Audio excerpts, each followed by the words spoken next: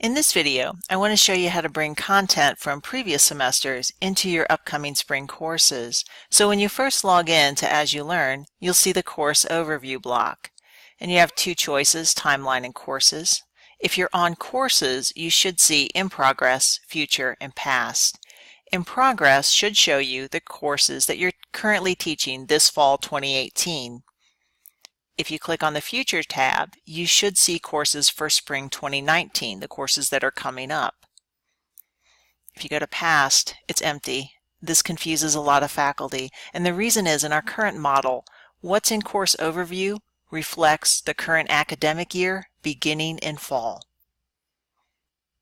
So I have my spring courses coming up, and I want to bring in that content. How do I do it? And there are one of two ways to do it, depending on where the content is. Now for this course, it's my spring course, but I just taught this course in the fall, so I just want to bring that information in. Then you can use Import. You would go under the gear to Import. This is going to show you your fall courses and also your spring courses, but what you would do is go to your fall course that has the content, select the radio button, and click Continue. Your next step would be to click Jump to Final Step. Depending on the size of the course, this may take just a moment. What you should see at this stage is the green box and the blue Continue button.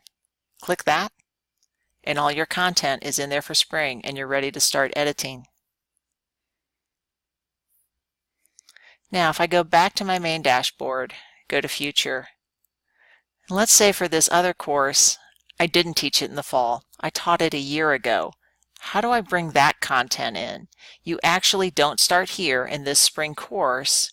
You come down here to the My As You Learn sites, and your first step will be to locate the course, and if you haven't already, hit Request Backup.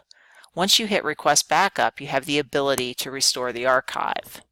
When you do this step of Request Backup, I'll warn you, that can take some time. We're estimating 15 minutes for faculty, which seems like a very long time, but a lot of work is going on behind the scenes. It's going to the old server, it's making a backup, it's bringing it into the new server, and that just takes some time.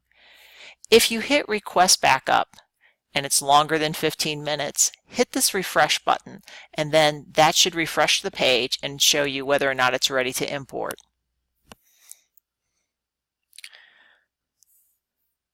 I also wanted to point this out. You may see this message, file too large, and that indicates the size of your backup is just too big to use this process.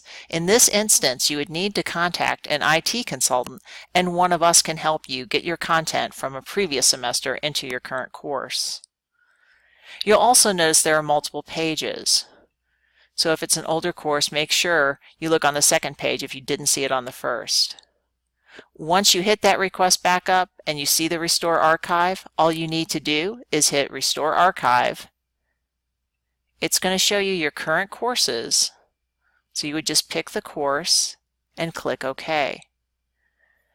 Again, it may pause here because it takes just a moment to bring it in.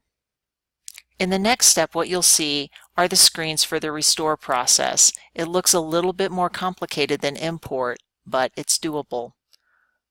All you need to do, it's going to show you all the information that was in the old course, is scroll to the bottom and click Continue. In this step, you have the option to merge the data. It's just going to add to that new course for spring. If you had some old content that you accidentally imported, you can use this delete. That removes everything and then adds. Merge is usually fine for most people. Click Continue. Scroll to the bottom and click Next.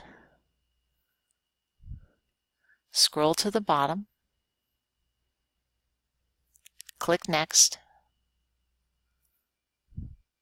Scroll to the bottom and click Perform Restore. Depending on the size of the course, it may take just a moment.